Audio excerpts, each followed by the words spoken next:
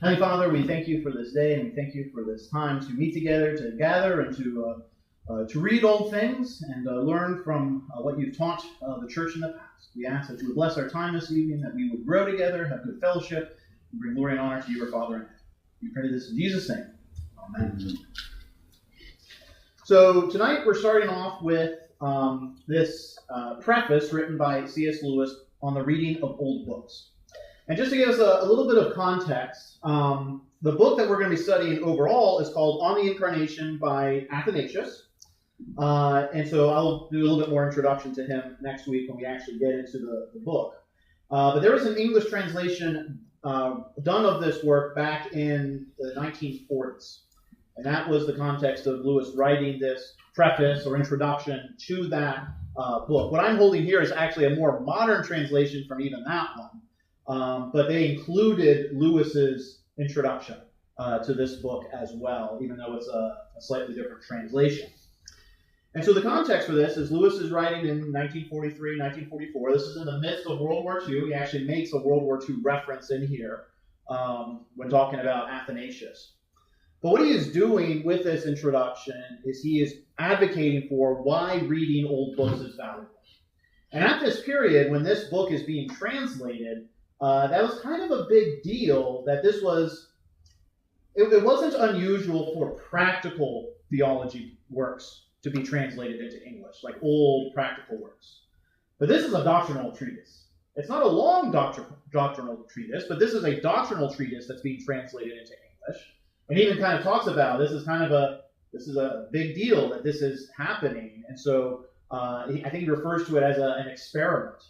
Now, fast forward 70, 80 years, and that's a huge business, is the translation of old works into English today. But just to give you an idea, even from the time of the Reformation, there's a work where someone was writing about the best commentaries written from the Reformation era on the book of Romans.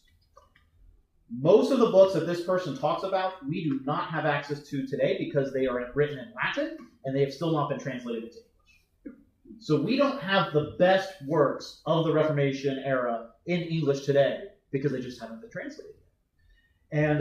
And so when this book was translated and published, that was a big deal. And there's been so much growth that's happened since then, but there's still a long ways to go. But that's what this little introduction is about. And it's short, and I want to just kind of walk through it, discuss it. I've got a lot of markings in here, things to draw our attention to, but hopefully this will be helpful to kind of get us thinking and even understand why is it that we're spending a few weeks this summer going through an old book like this. What is the value for us? It's a short book, which is nice. It might be, it's going to be a little bit different perhaps than what you're used to, but it's a good stretching experience. But hopefully Lewis helps us see why this is valuable. He starts off in the first paragraph talking about this idea that old books should only be read by professionals.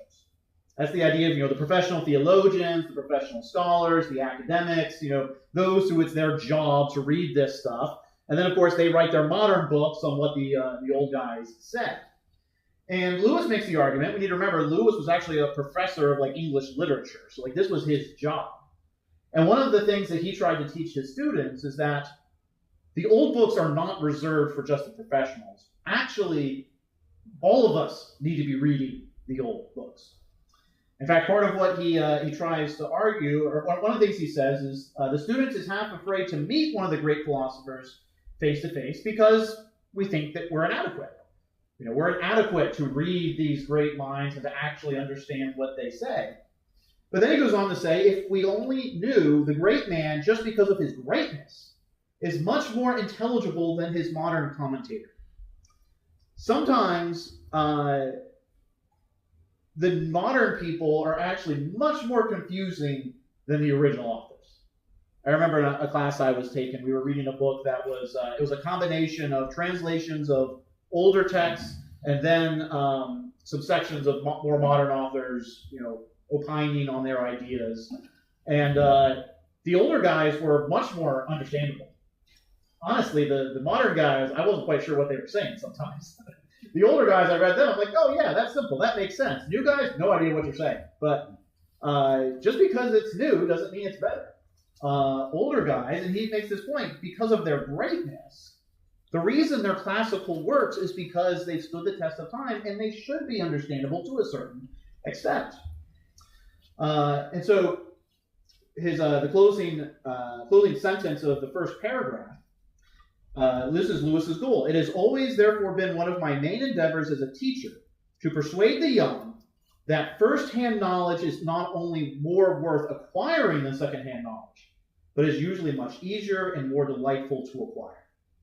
So first, it's always better to understand the original. It's more valuable than to understand someone writing about the original. And then secondly, it's actually usually, not always, because some originals are hard, it's usually easier and more delightful in the end to actually read the original and understand it. Even if it requires a little bit of work, it's generally easier and more delightful than just reading someone else talking about that thing. And so that's just his one professionally as a professor. That's one of his goals. And then he talks about in the next paragraph that one of the areas you see this the most is in theology, especially in our modern day and age. Especially in Reformed circles, that's changed. But he talks here that wherever you find study circles of Christians, they're not studying the originals. And he references Luke and Paul, which of course he's referencing, they're not studying their Bibles. Generally, evangelical circles, hopefully we are. But he then goes on, they're not studying the Bibles, but they're also not studying the great theologians of the faith. So he references St. Augustine, Thomas Aquinas, who was a brilliant medieval theologian. Didn't get everything right, but was very brilliant. Richard Hooker, who was a Reformed Anglican around the time of the Reformation. And then Joseph Butler, who was also an Anglican theologian in the 1700s. But rather, they're reading these other guys. And so the names here, I don't even know how to say some of these. Berdiev, Maritain, Niebuhr, and Sayers, or even himself. He references himself there. He's saying that's what people are reading. They're reading the modern stuff. And most of these people he references, they were contemporary for his time, theologians or philosophers of various qualities. Interestingly enough, 80 years later, we're not really reading those guys that he mentions contemporary. I've read Hooker, I've read Augustine, I've read Aquinas, I've read Luke, I've read Paul. I haven't really read Butler. But outside of the others, I've only read one thing by Sayers, and I've read Lewis. Lewis is worth it. But the older guys, they stand the test of time. The newer guys, even 80 years, were kind of like, who are those people? But that's what happens, is that often we get stuck on the modern stuff. We don't go and we read the old stuff. And so Lewis goes on to say, well, this seems topsy-turvy. This isn't right. Now, of course, he's an author. He doesn't want us to forsake all modern stuff. I mean, he wrote a lot of books. He kind of, he'd have a problem occupationally if we didn't read his books. And so he's not saying don't read new stuff, but recognize there's a value to reading the old. And actually, he would say, if you must read only the new or only the old, read the old. And then he gives a reason why. I would give him this advice precisely because he is an amateur and therefore much less protected than the expert against the dangers of an exclusive contemporary diet. Here's what he means by that. The expert, the academic, just because of their job, has to read widely and therefore will have had to read more than just the modern stuff. But the amateur, the person, and this is not their job, this is not their livelihood, because you don't have that opportunity to read as widely, if you only read the contemporary stuff, there's a number of dangers that come along with that you're just not protected against. And so he would recommend read the older stuff. So what are some of these dangers? The first one is a new book is still on its trial. A new book has not withstood the test of time. He's just referenced several names that I'm reading this, I'm like, I don't know who they are. Their stuff hasn't really stood the test of time. But the other names, Luke, Paul, Augustine, Aquinas, those guys have stood the test of time more. But a new book is still on its trial. So if we're only reading the new stuff, We might be reading some good things. We might be reading some classics in their early stages, or we're just reading a bunch of drivel that's going to be gone in 30 years and not actually worth the time at the end. He goes on to talk about as well is that we don't, because the books are still on the trial, the new books, we don't understand the implications of all that they're saying. So he uses this illustration of a dinner conversation that's happening.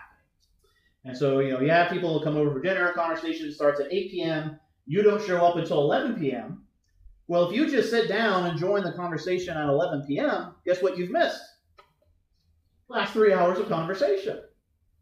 And so when you're listening to what's being said at 11 p.m., you don't understand necessarily how this connects with all the stuff that came before. And so if we're only reading the modern stuff, there may be things that the modern books are saying or implications as they're interacting with older things that we just don't get. Because we don't see how it's interacting with all the conversation that's taken place already. And so that can get you into trouble if that's your sole diet. And then he goes on to talk about the only safety is to have a standard of plain central Christianity, mere Christianity, as Baxter called it. That's a reference to Richard Baxter, a Reformed theologian in the 1600s. And of course, Lewis will write a book called Mere Christianity. But the point here is that having this standard of plain central Christianity, which puts the controversies of the moment in their proper perspective. Such a standard can be acquired only from the old books. What he means is the protection for us against the modern fact, against the modern, whatever is the controversy and topic of today, is to be rooted in the basics of what Christianity teaches. Now, of course, there's a lot of things that Christians disagree on. He'll talk about that in a moment. But there is a core of Christianity that transcends all places, all time periods, all true Christian denominations. The cores of the gospel of who God is and those central tenets. And the way that you get grounded in that to understand what that core is through often the reading of old books. And then he concludes that paragraph with this little rule. It is a good rule after reading a new book never to allow yourself another new one till you have read an old one in between. So 1-to-1, read a new book, then read an old book, go back and forth. And then he grants, if that is too much for you, you should at least read one old one to every 3 new ones. So three modern novels, and then you got to go back and read some old book. Let me just pause there. Any questions or comments at this point before we move on? Any thoughts about what he's been saying so far? To me, it kind of relates to, people will say, why are you teaching the Old Testament? Why don't we stick with the New Testament? You need to know the Old Testament, so you need to know the Old to understand the New. Yep, absolutely. I mean, our teaching does not just pop up in a vacuum. It's based off what has come before us. And in fact, Lewis doesn't make this argument, but another argument I've heard, which I think is very important, is this. The church did not begin today. The church, as an institution, starts back in the book of Acts, the sending of the Spirit. And the Spirit has been active in the church for 2,000 years. I mean, what does Jesus say that the Spirit's going to do? It leads the church in all truth, right? That's some of what we've seen in the Gospel of John. The Spirit leads us into truth. The things of the Spirit are known by the Spirit. The Spirit is the one that illuminates us. What that means is the church has been illuminating the minds of the church ever since the Spirit came for the past 2,000 years to understand the Bible, to understand God, to understand theology. Now, that doesn't mean that every old theologian was right on everything they said. They're human, we're human. They make mistakes, we make mistakes. But we are fools if we think that the Spirit has only illuminated our minds, or only started illuminating the minds of the church when Luther nailed his 95 Theses to the wall. That's not true at all. The Spirit has been active all throughout the history of the church. And so we read older works to glean the good and to toss out the bad. Every book you read, you have to do that. You take the good. Even Calvin. Calvin was not perfect. I know, it's shocking. Calvin said lots of really good things, but he had his quirks. And he had some things that we have to sit out. It's the same in every period of the church. But Lewis is going to make an argument about why that is so important. The argument of the Spirit is what I'm emphasizing here. I think that's really important. The Spirit has always been teaching the church, and we want to learn what the Spirit has taught the church in the past. Spirit's not always reinventing the wheel. We need to remember that. And so it's good to glean from the past in that way. So, yeah, I don't know how relevant this comment is, but one thing we have that Lewis didn't have in his day is Amazon. That's true. And I'm sure all of us have gone to the reviews on books and stuff, been able to glean, books that are better than other books. And, I'm sure it's not perfect, but it does help. It does, yeah. Yeah, you want to be discerning in what you read to a certain extent, because you've got limited years on earth, you've got limited hours in the day, and you've got limited time you can spend reading books. So you want to try to, more limited you are, you want to be more selective, but it's always good to read broadly. And Amazon's more in tune with the modern books, But it does have a lot of republished old works now, too. That's one of the benefits of our age.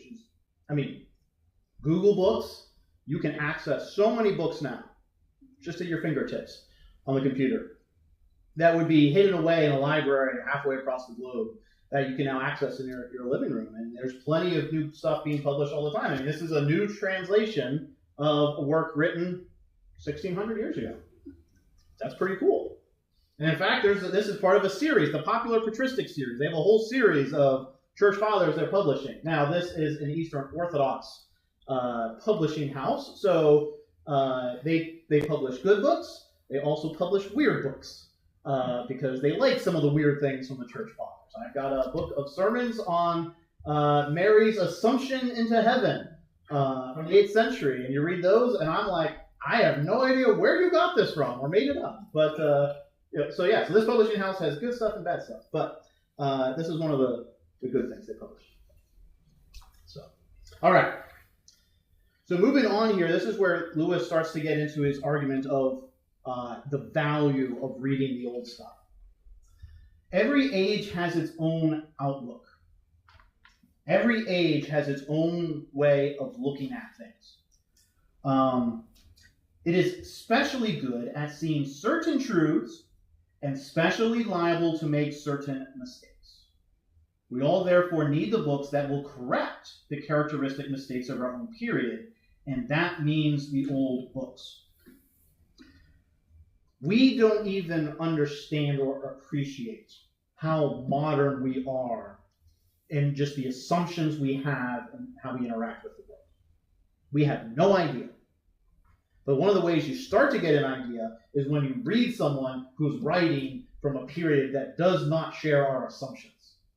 And they'll say things, and you're like, why in the world did he say that? One person I was listening to on this topic, they used the example of Plato.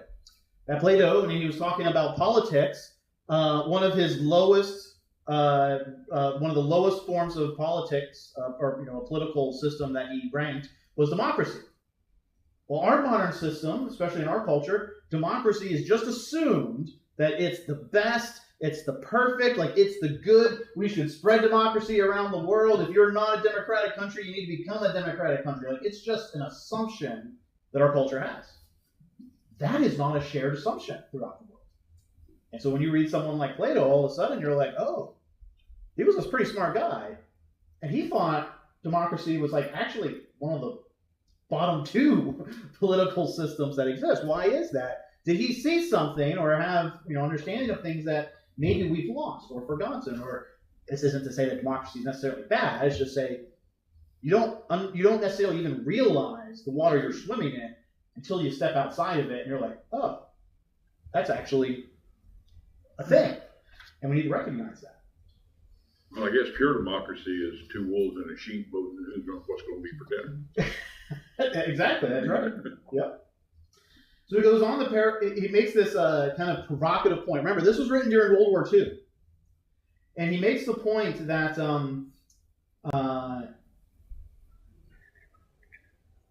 Hitler and President Roosevelt, they have more in common than we can possibly think because they're two modern men.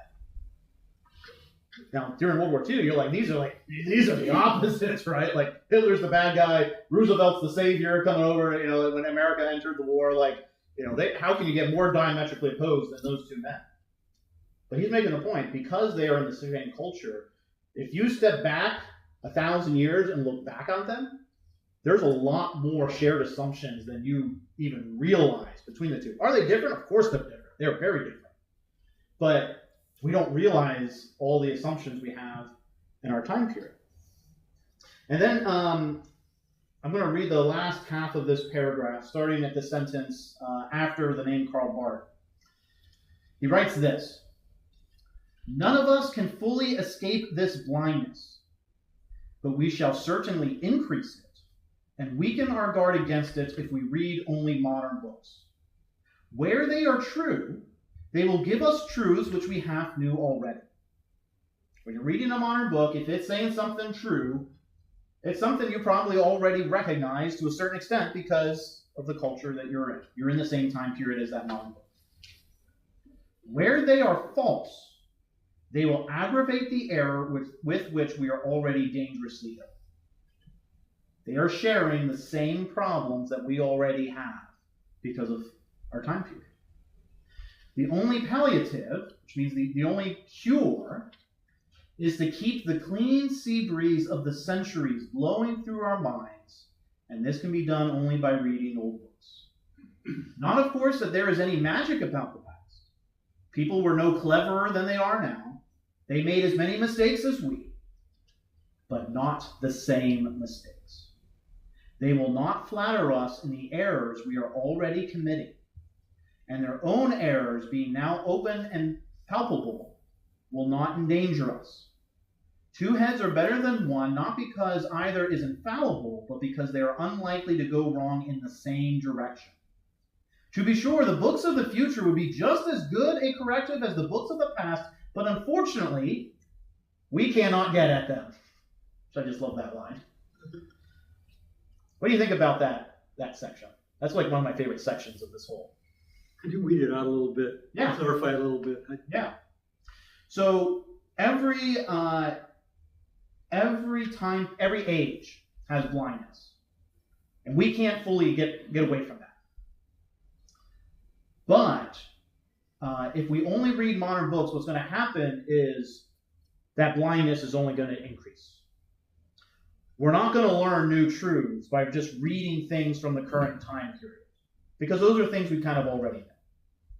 And the weaknesses we have, the modern books are just going to reinforce those weaknesses because they have the same weaknesses. When he talks about the sea breeze, by reading the old stuff, it's like a fresh air that blows through our minds. Because the old books don't care about our errors. They're going to expose our errors when they need to be exposed. Because a modern book, because he's already sharing the errors, they're not gonna expose them. The old stuff, they don't know us, they don't care. They're just speaking what they perceive as the truth. And because it's a blind spot for us, it's like a smack upside our head when we read that old book and they start talking different. Can I say, yeah. Is it patrician versus plebeian too? Because you're getting people with so much more education, and their education has more validity than what ours does now. That's not. I would say there is.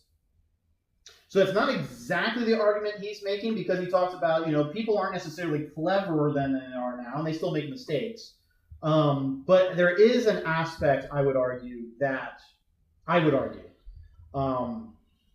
when you look at the education and mental faculties, it's not that people were naturally smarter, but their culture encouraged and facilitated the exercise of intellectual gifts in a way that our culture doesn't do today.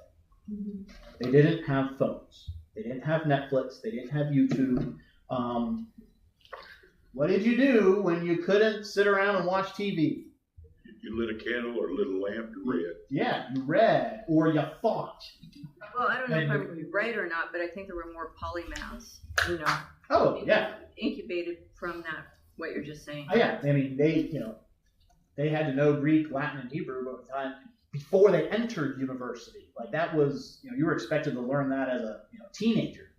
And so, yeah, there's definitely like the educational requirements and systems of the 17 and 1600s is vastly superior to anything we have today. So, yeah. It was a much simpler time, too. To a certain Didn't have the extent, yeah. complications that we have today. They had their own. But their sphere of influence was limited. I mean, Oh, yeah. Looking at it, we're influenced by the entire world because Yep. of this and the computer, Yep. everything. So this is how theological controversies developed in the early church. Some guy said something over here.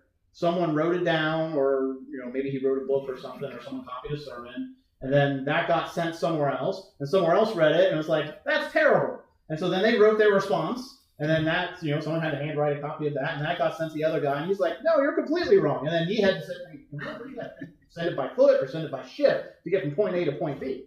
So it's a slow-moving process. There was a few years ago where there was a huge theological controversy that exploded on the blogs. This was the summer of 2018, 2019 or something, where you had hundreds of blog posts written on this subject, on one particular nuanced subject in a matter of weeks. And it's like, this is weird. This is the first time kind of in the church's history where you were able to have such quick response on a controversial topic. Because it was immediate because of the electronic age. Well, You didn't even have to write a letter. That was the original intent of the internet, was so researchers Mm-hmm. could have this dialogue like you're talking about almost instantly. Which there's a good aspect to that, but the one good thing that's lost is contemplation and reflection. Yeah. Because just because a thought comes quickly does not mean that it's a good thought. Don't mean it's been thought about, right? It's been thought through. Think before you speak, right? Yeah. Sometimes you gotta slow down. Be slow to speak, as James says. And that also includes writing. Sometimes we gotta be slow to write. Be slow to tweet. Exactly. David, very quickly, I Yes. don't want to belabor all this, but our times now are unique and are a lot different than the last 2,000 or 3,000 years. In that, in the past, if you wanted to write something or a book, you had to compose your thoughts. You just didn't. Maybe some people wrote stream of consciousness, but most didn't. Mm-hmm. And it was logically put together and probably proofread, and then if it was good enough, somebody else would copy it a few times maybe and send it around. Well, now it's nobody reads, and it's a problem. And the Ivy League, there's a lot of discussion about freshmen coming in there who've never read a book. They get in there, Oh yeah. and the professor says, "You got to read this and read that," and they're all, we read a couple paragraphs. That's what we did in high school. We read a book. Yeah. And to do that requires concentration. And I mean, it's not their fault. I'm not blaming the kids, but the world they live in is fragmented information. They get little snippets on YouTube or whatever. The ability to have sustained thought. For hours at a time. And they just, I think that's a real issue coming up in the future because this kind of thing, being able, they don't read any books, much less one of the classics, the theological classics. But it doesn't pertain to us in this room. We're of a certain age. Mm-hmm. I mean, if age 45 and up. We've read books, yes. Yeah, think about this. I mean, some of you may do this, but actively try to go 24 hours without using any screen. Phone, TV, computer, it gets really hard really fast. See, all the information they're getting and sharing and amongst themselves is immediate and new, and it's not old book stuff. It's just whatever is happening right now, the zeitgeist, and that may be terrible too. It is. I mean, there's a lot of negative effects. I mean, and that's why I say to even try to do something like that, we are so addicted just to our way of life to screens. And there's an article I was reading a while ago on the topic of spoken word versus written word. Spoken word, the weakness of spoken word is it's ethereal. I mean, it's you speak the words and they're gone. The only life, unless you record it, is in the memory of the listener. But the strength of spoken word is the immediate interaction and feedback. Like you can see the faces of who you're speaking to. You can see their facial reactions. If I misspeak and say something really stupid, all your faces are going to go like, huh? Or you're going to laugh at me or something. And I can immediately correct it because of that instant feedback. Written word is the opposite. The weakness of written word is there's no immediate interaction because I have to write it and then you have to read it separately somewhere else. And so you don't have that immediacy. The strength of written word is it's permanent. Well, in as much as anything's permanent. But this book can be sitting on my shelf for months or years, and I can go and pick it up, and the words are still there. Which is why you often spend so much more time being careful with the written word, because it's going to last.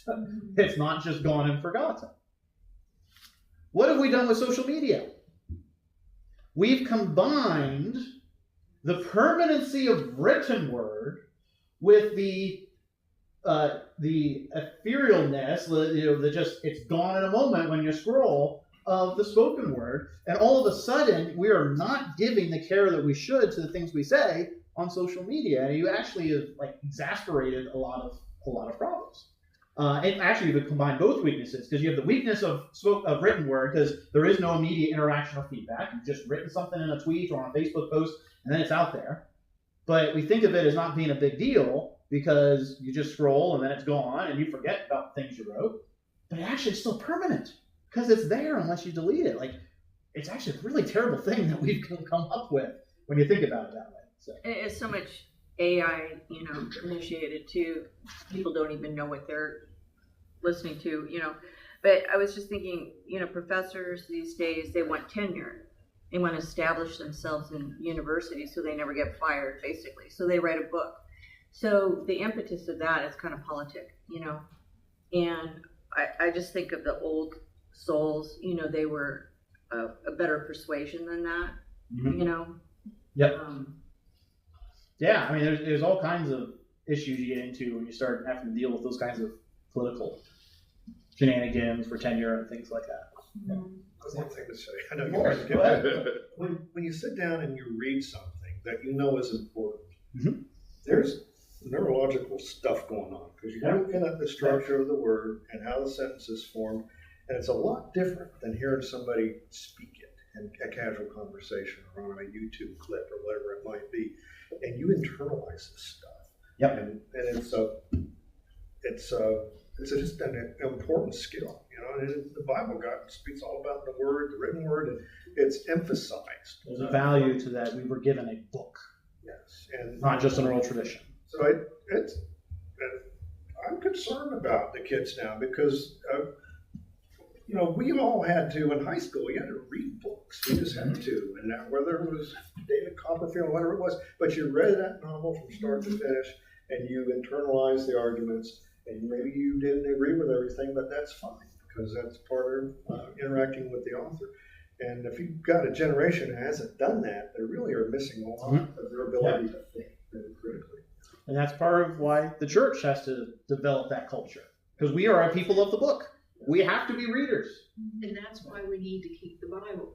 I go into churches and they put the verses up. They put the verses for this. And I asked my son, I said, how do you know that's what's in the Bible? Are you checking what they put up on the screen with what the scriptures really say? And he kind of looked at me like I was, lunch. But I can see how easy and manipulative people could be saying this is what's in the Bible. If nobody goes and checks it, that's what people are going to believe is what the Bible says. Right. So going back to the old. Yeah, go back, read it yourself. Read the old books. We need this. You need to read the Bible. So, well, a little note on that is like the worst Bible to read is the study Bible. Because when you're reading that, I call it ping pong reading. You're reading that, you read down here, and read back up, and then all of a sudden the study Bible will put in a big page page there that said you read that. And by the time you get done, you really hadn't read a lot of Bible because you've been ping-ponging back and forth. And of course, there are values to study Bibles too. Yeah, But, for study. we gotta keep the Word of God central there. Yeah. And that's the same thing with reading a Bible, trying to read your Bible. My argument is on your Kindle or on your, particularly if you're trying to do it on your phone or your computer, there's too many distractions. You click over to Facebook, you click over here. Well, let me look that up, and so it's too much of a distraction. You sit down with a book. With the Bible, I would say not even a reference Bible. If you could just find a good reading Bible and just sit down with that and focus, like Sam was talking about, internalize that, read that. Yeah, that's good. All right. So the next section, he goes on to talks a little bit about himself, about how he kind of got exposed to the Christian classics. As he was an English, major and professor and all that, he ran into a bunch of classics. So Richard Hooker, I think it's George Herbert. What's Carnes' first name? I have one of his books on my shelf. Taylor, John Bunyan. He ran into them because they're good English writers. Then he ran into older Christian works such as Boethius, who's written very famous works. Augustine, Aquinas, Dante wrote famous stuff as well, because those were influences of the other guys. And but the important point he makes in this next section is this. In reading all of those people, different time periods, you've got Augustine going back to like the 300s, Aquinas in the 1200s, the other guys, 1700s, and everything in between. So you've got all those time periods represented, different church backgrounds as well. Some of those are before the Reformation, several of those after the Reformation, some of those early church. And yet through all of them, he could still see that common thread of mere Christianity, of the consistent message of the truth of the scriptures, of who God is, and the gospel in Jesus Christ. He saw that through all of those authors.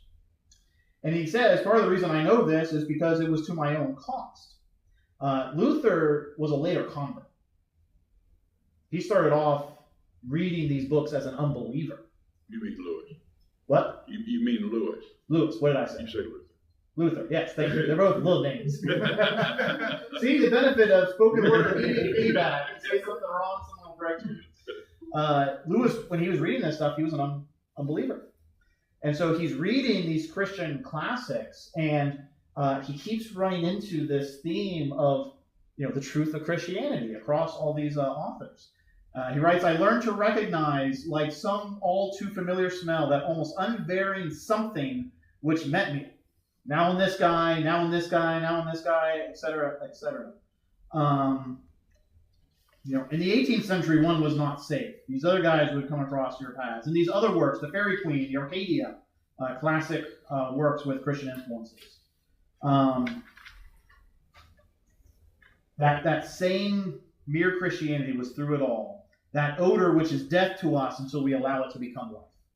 So as an unbeliever, that constant annoying, as an unbeliever, remember, annoying message of Christianity came out through all these things. And of course, once he was converted, it became not a stench to him, but it became an aroma of life to read all these things and to have that core theme going across. And he says, sometimes as Christians, we're distressed by all the divisions in the church.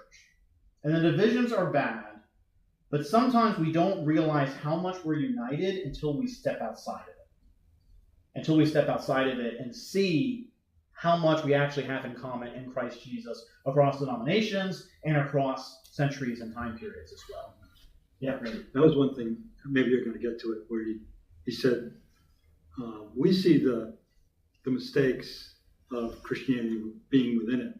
Mm-hmm. People outside looking in don't see all those mistakes, the different denominations and the different thoughts. Right. So they have a different perspective. Yeah, for him, and they do to a certain extent, especially when we're not behaving well. Mm-hmm. Then they'll notice it. But like for him, he's reading a Puritan, he's reading a medieval theologian, he's reading an early church guy, and he's seeing this unity between them all. And it's bothering him because he doesn't like the unity, because he didn't like Christ, because he wasn't converted yet. And we forget that because sometimes we get so caught up in our divisions now.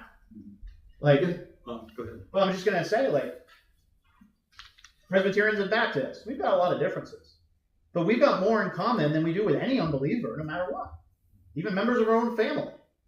Because of that central mere Christianity, the truth of the gospel, the truth of salvation by faith, by grace alone through faith in Jesus Christ alone. Like, that unites us all together. And it's a beautiful thing. We can't lose sight of that. But reading the old books helps us to see that unity across the time periods and across the various backgrounds as well. So, any other thoughts, comments? All right, we're getting near the end here. So then he goes on to talk about this particular book. He talks about how this is something of an experiment. I kind of talked about that a little bit at the beginning. But one of the things that he says is important about the translation of this book in particular, its publication, is that this is not a devotional work, it is a doctrinal work. And people like to make this divide between practical works and theological works. And Lewis makes the point, and I agree, that I don't like the sharp division between those two categories of books. Because good doctrinal works will be practical. And if a practical book is worth its salt, it will be based on good doctrine. The two of them go together. And Lewis talks here about, for his own part, I tend to find the doctrinal books often more helpful in devotion than the devotional books. I rather suspect that the same experience may await many others. I believe that many who find that nothing happens when they sit down or kneel down to a book of devotion would find that the heart sings unbidden while they are working their way through a tough bit of theology with a pipe in their teeth and a pencil in their hand. Now, Lewis was a pipe smoker, so that may not transfer over to many of us here. But the point is, we shouldn't shy away from the hard work of doing theology, because theology is worth it. Of knowing our God better, of knowing Jesus Christ better, of knowing what he has done for us better, it takes work. And when he's talking about having a pencil in your hand, it's because you're meditating on it, you're chewing on it, you're working it out, you're thinking it through. But the benefit on the other end of beholding better the glory of our God through understanding him better should be practical. It should make our hearts sing. It should be good for, this is why the Puritans were so good. We laud the Puritans because of their practicality, but guess what? All of their practicality flowed from all the work they did in theology. Because they worked hard at knowing their Bible well, of knowing their theology well, of knowing God well. And then it just overflowed into, how does this affect our living? So these two things go together. And he's like, that's why this book is important. This is a doctrinal treatise. In this version, it's about 60 pages. Most of this is actually introduction, which in good spirit to Lewis, we're going to skip the introduction. And we're just going to read the original. But the doctrinal books are worth it. They can take work, but as they help us to know God better, they produce good fruit on the other end. And so that's part of why he thinks this is a good book to read. Talks a little bit about his own experience. He kind of defends Athanasius here. Some of this is kind of this is unique to his time period. There's a creed called the Athanasian Creed. It's probably not written by Athanasius. It's not technically a creed like the other creeds are, but I think we do have it in the back of our hymnals. What? Page 852. 852. That's 850, 851, and 852. Okay, Jeff's got them memorized. Apostles' Creed, Nicene Creed, Athanasian Creed. Yeah. Why I have that, I do not know. So if you want to read what's called the Athanasian Creed, you can find it in the back of our hymnals. So he defends a particular phrase in there that in his modern context was people were critical of. But again, it goes back to there's value to reading the old stuff because the old stuff doesn't have the modern assumption that changing your beliefs are okay. Because Athanasius is like, no, you gotta hold on to the doctrine. It's not good to be wishy-washy. It's not good to just flow with what's popular at the time. In fact, he references the that phrase that Athanasius is known by, Athanasius contra mundum. Contra is the Latin word for against. Mundum is the Latin word for world. So Athanasius against the world. Athanasius was exiled, I think, 5 times for his defense of the Trinity. So to put that in modern terms, that's like me getting kicked out of the pulpit here 5 different times because I was saying unpopular things holding to the truth of the scriptures. So they're like, get out of here. Come back, get out of here again. 5 different times. I mean, but that shows his character, that he held firm to what the Bible said. In fact, Lewis then makes a point here. We are proud that our own country has more than once stood against the world. When is this written? 1943, 1944, World War II. Not far removed from the Battle of Britain, where it was Great Britain against the world. So he's appealing to his audience. Hey, we're kind of like Athanasius a little bit. We should like this guy because he stood strong against everyone else. Yeah, the last sentence of this paragraph is great. It is his glory, talking about Athanasius, it is his glory that he did not move with the times. When it would have been easy to just compromise his doctrine, to go with the flow of the Arians and their false teachings about Jesus, that he was not God, he could have done that, but he didn't. And that was his glory. It is his reward that he now remains when those times, as all times do, have moved away. We still have his book today, and God has used that to teach the church for 1,600 years. I should clarify, below the Scriptures. Scriptures are always primary, but we are able to understand the Scriptures as this man, illuminated by the Holy Spirit, is able to teach the doctrines of the Scriptures well. We can still glean from it and learn from it. And that is part of the reward for Athanasius, is that his work has stood the test of time, as God blessed him. When the times of his day, they're gone. Arians are, they're still Arian-ish people here and there. But as a movement, God preserved his church, and Athanasius was one of the ones who did that. So then Lewis goes on to talk about how this book, how it was, he found it so much simpler than he expected. Of course, I think he was reading it in the Greek. We are not reading it in Greek. For those of you in the Greek class, you're not excited to read Athanasius in Greek? Just kidding. I actually have a copy that has Greek on one side and English on the other, and this is just the English version.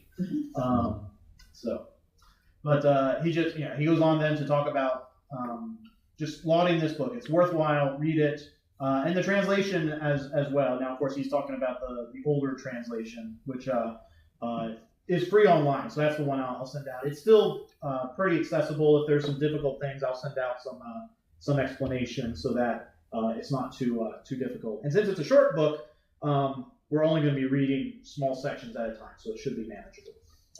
But this is why we're doing this.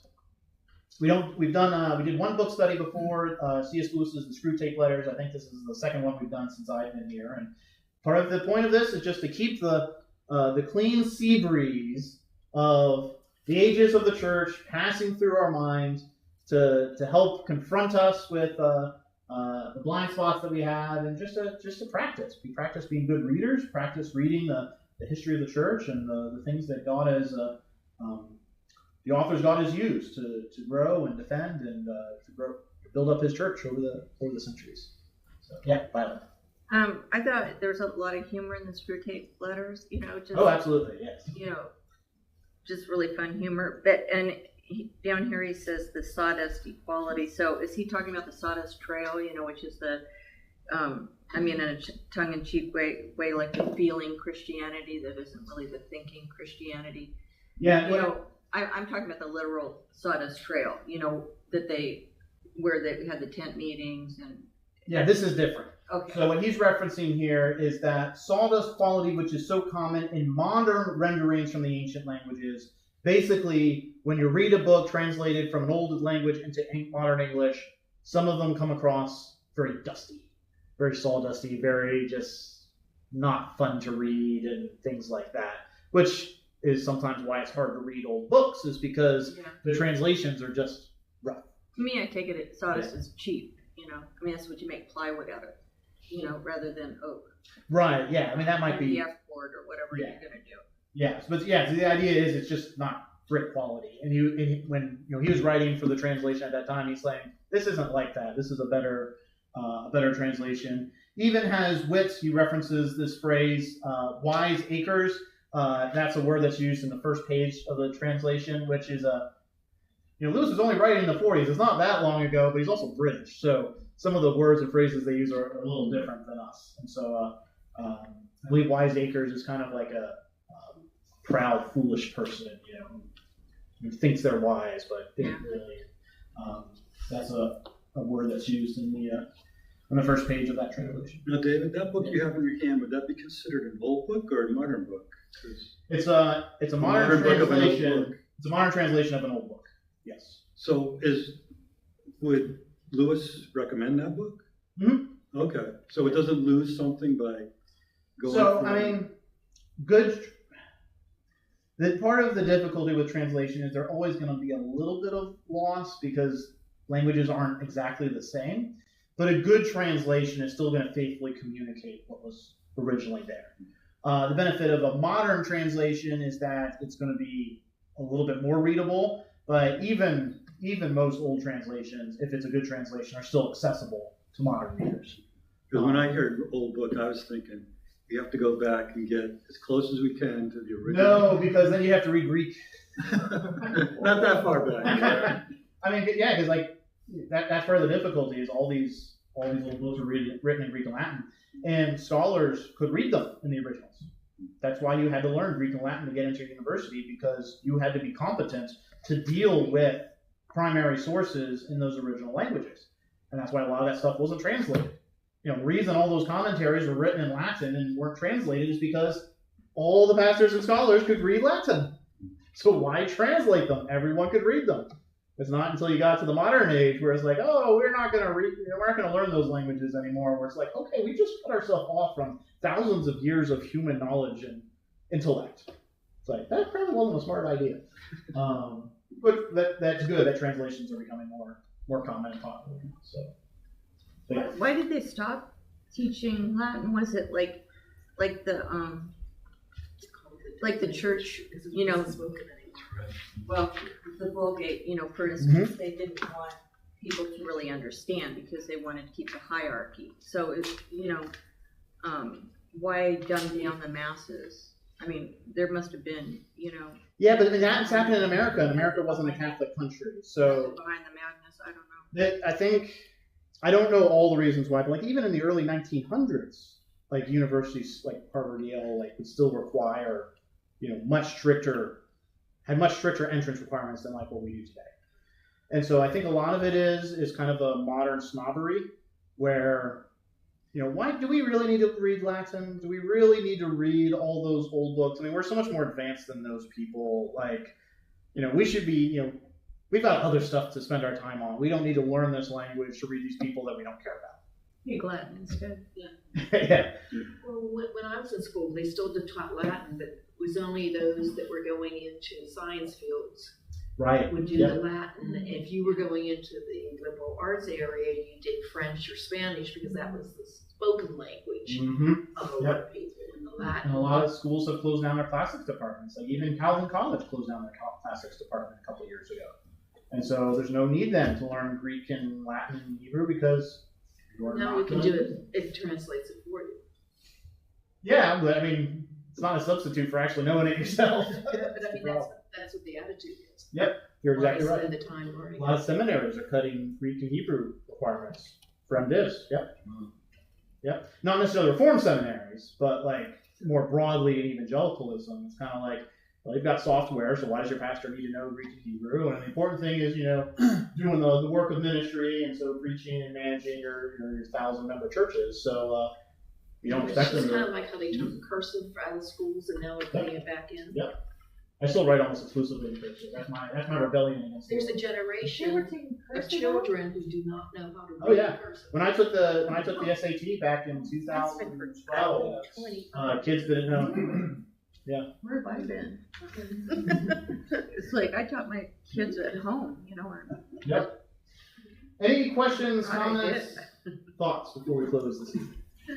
Thanks for explaining that, because after reading it, there was a lot I didn't understand. That's good. That was good. Yeah. We'd probably print your own out. I can't guarantee we can have copies next week. Yeah. So I'll send out a PDF of the Incarnation through Jeff walked out through Jeff, and I'll send out the reading guide of what we're going to be covering each week. And you don't have to read it beforehand. If you're able to, that's great. And for some words that might be a little unusual, I'll try to send out explanations or definitions as well.